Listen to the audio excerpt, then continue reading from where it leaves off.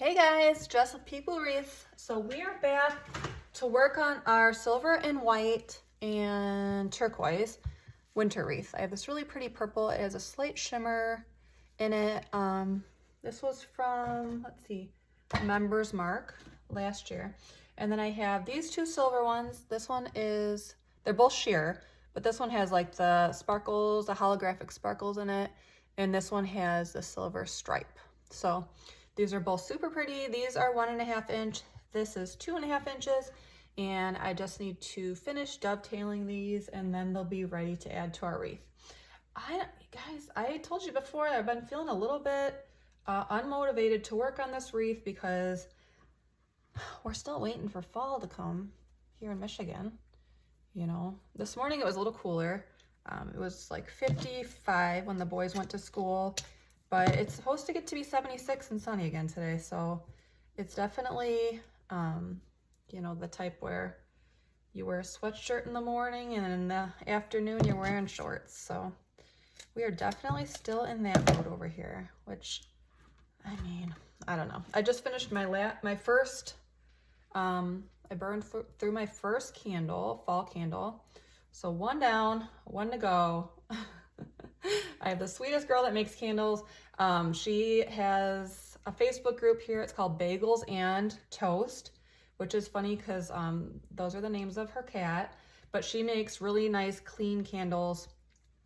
And she sells at the store that I sold at in the past as well. This cute little DIY studio. It's not little. This cute DIY studio that's local to us.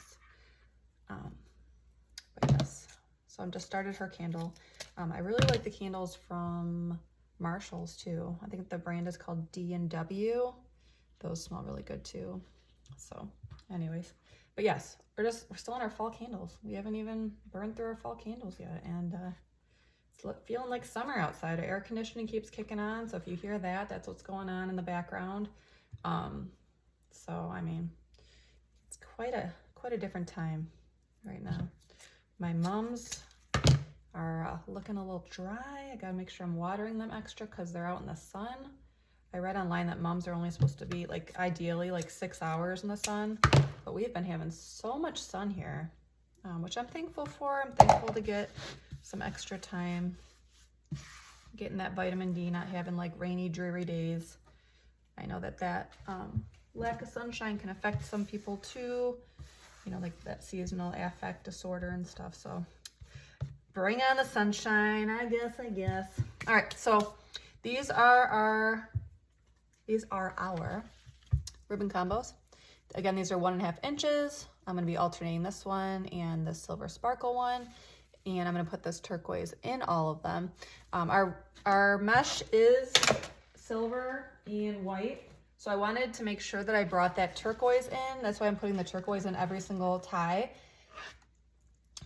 Sometimes in the past when I've made wreaths that are like white and silver, only white and silver, it has a hard time photographing well. I'm not sure if it has to do with like the way that the camera auto focuses and like washes out or what it does, but I wanted to make sure I added some turquoise in there so that it didn't just look like one big white ball. So again, these are cut to 13 inches long. I'm just layering one silver one on top of the turquoise, making it kind of look like a little V like that, little bend in it. And I'm gonna put that right into my tie. This is the last thing we're gonna be putting into our ties, the ornaments and silver bells, just like the song. I did not plan that, it just happened. That's how meant to be it is. Yes, the silver bells. I'll have to show you these. I don't know about you, but the seasons, especially fall and Christmas, are just about, you know, what you see. What's just as important as what you see is what you hear and what you smell, like the seasonal smells and sounds. And I was so excited last year. I will have to show you in just a minute. Let the anticipation build. Last year, I think was the first year I started incorporating bells in some of my designs. Last year, I did a lot of rustic wreaths with burlap and like plaids and cardinals and greenery and that type of thing. A lot of just like really nice bow wreaths without signs. And I started incorporating these really pretty bells that I was finding at Hobby Lobby, not in the seasonal section, but in the crafting seasonal section. So like over where the children's area was, they were a bigger size, and they were honestly less expensive, which was a little bit surprising, but I don't know if they thought that, you know, they could charge less because it wasn't in like the ornament section or like the, you know, the fancy festive. It was over in the kids craft area. I'm not sure, but it ended up being cheaper for me to buy them in the crafting section, and they are a higher quality and they were bigger. They were like a rusty kind of bell. They were probably the size of, not quite my fist, but similar. And they looked rusty. They had a really nice, like deep sound to them. I know I sound like I'm taking too much detail in a bell, but look how pretty this looks so far. That turquoise and silver. Yes, please. Okay, so let me show you these bells. Can you hear them before you see them? Look at this. So, yes. This is a garland from Hobby Lobby last year. And look how many bells are on here. You know, I don't even know, 20. And it's so pretty. It's silver. It has silver stars on it. It has like a, what do they call it? Patina, you know, where it looks kind of weathered. And I wouldn't use a string, but what I plan to do is cut these strings here and use these bells in my wreath, like even in this wreath here. I think it'll work, even though it's a little bit of a distressed look and this is more of like a glamorous. I think this will work. But listen up. That's just one bell. Like, imagine to have all the bells on the wreath, or at least 6 of them. And this whole garland was $21 normal price. So that was half off. So this was like, what, $10.50? $11.49?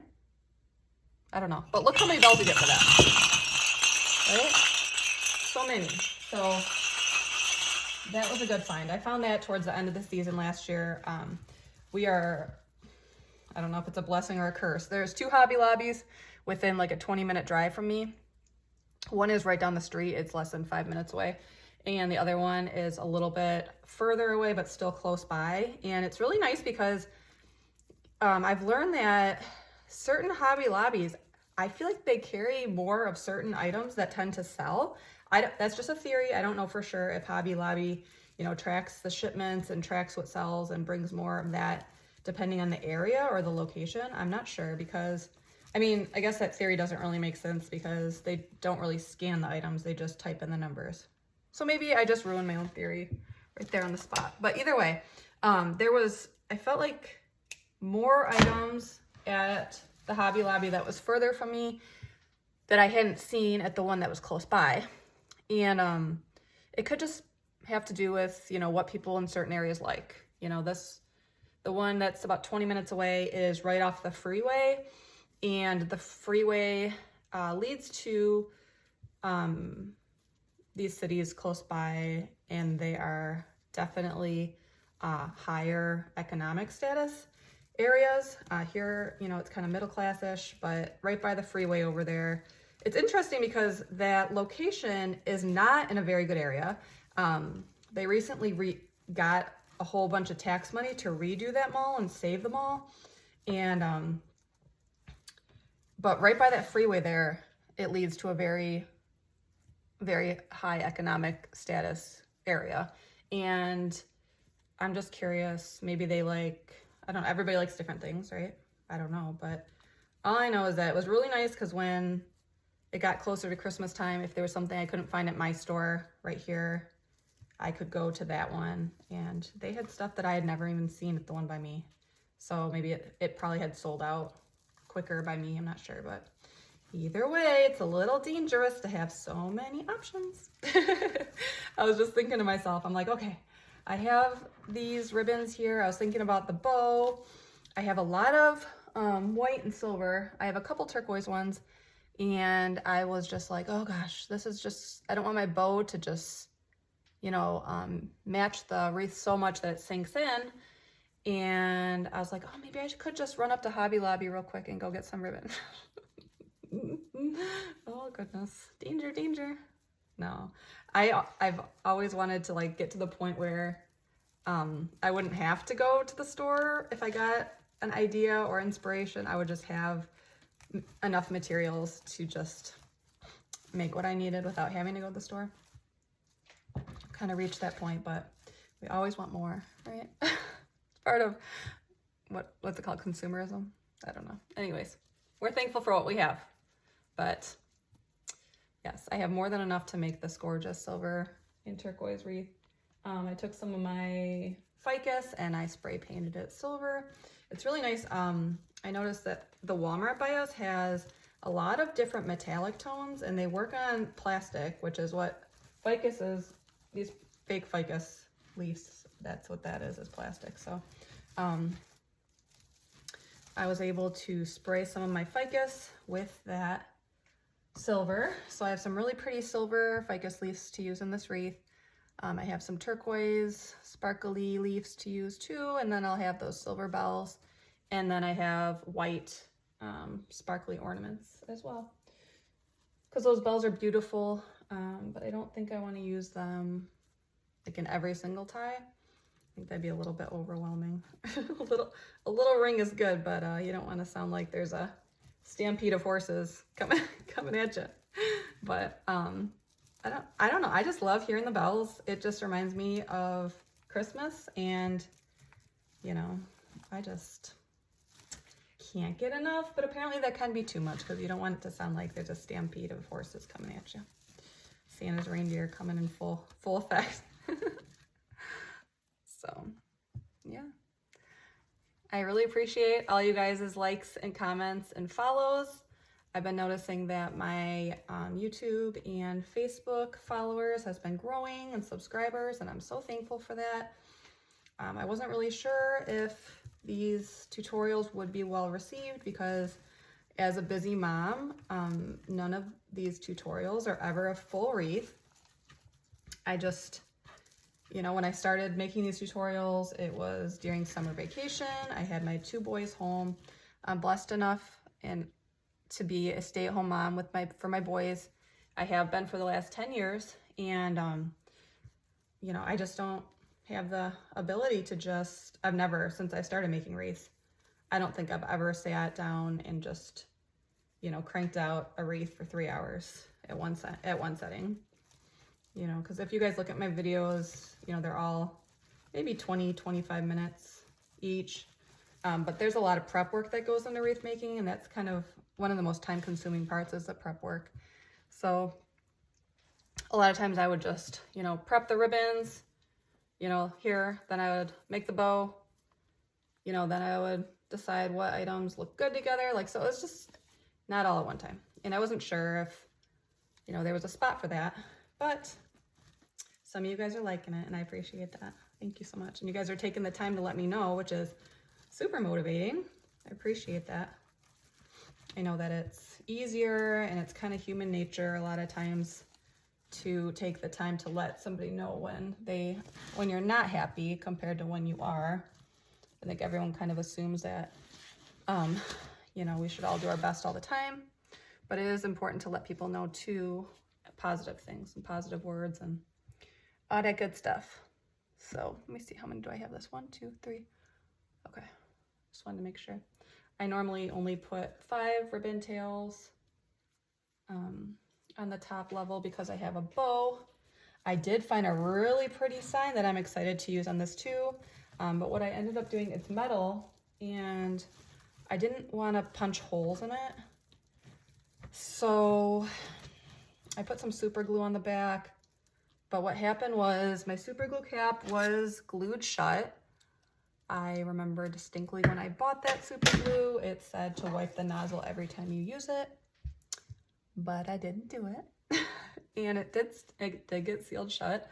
So I twisted it, and the top did come off, but instead of putting like a little tiny dab, more of a dollop came out, and it's gonna take a while for that to dry, like days. So, or at least one day. So we're not gonna be adding our sign on today. So we're not gonna finish this wreath, but we will get far on it. What I might do is, I'm thinking about those bells. They do have a really sturdy hanger on them. I probably am actually going to tie them in. So let me leave these pipe cleaners open. They have a really nice, it's all in the details. Whoever ever thought that I would say a hanger on a bell is nice. It is a really high quality hanger. Well, it does. Looks like it's not going to fall off. The reason I say that is because, like, you know, regular ornaments, you go to hang them on your tree, they have that little metal, fake metal plastic thing that the hook goes through. A lot of times they fall off. So when I attach those ornaments, I rip that hanger off and I just hot glue them into the pipe cleaner. But those bells are actual metal, and they do have nice hangers on them that are actual metal, not plastic looking like metal. So I think I will tie those in. It's the first time I'll be able to use those this year, and I'm excited for that. Yeah, last year I got, I'm sure I'll be making creations with those rusty bells. They're a lot cuter than they sound, I promise. No, it's really nice. Like, when this is obviously like more of a glamorous wreath, but I do have a tendency to make more of the like burlap style wreaths with the evergreens and the pine cones, where that rusty or the distressed bell fits in a little bit better. So I'm just cutting off a little bit of frays here. This mesh is made out of plastic, so there's bound to be a little bit of frays. It's just, you know, it's woven plastic. So, and then you cut it with a rotary cutter and you try to make it as straight as you can so that there is not a lot of frays. But so yes, next time I see you guys, we'll be coming and making our bow. And then we'll be starting to add in our embellishments, but we won't finish because, as I said, that super glue on that sign. But let me see if I can show you the sign real quick, just a little sneak peek. I'm getting a couple little bit of frays here. All right, so this is done. What do you guys think? Let me know. This measures a little bit over 24 inches. Let me set this aside and go grab our sign. So this one, I've had this sign for over 2 years. I don't remember exactly when I bought it, but I did get it at, it had a tag on it that said the Christmas Tree Shop, and Christmas Tree Shop has been closed for at least 2 years. So it's been at least 2 years that I've had this, and I love it. It says, "Oh, come let us adore him." And it has baby Jesus, and he has a turquoise swaddling cloth, which matches our color scheme perfectly. I know that this has a little bit of gold and brown in it, but I really think this is what we're gonna need to help break up that white and include that turquoise, white and silver in with this. So I'm super excited for that. It's a metal sign.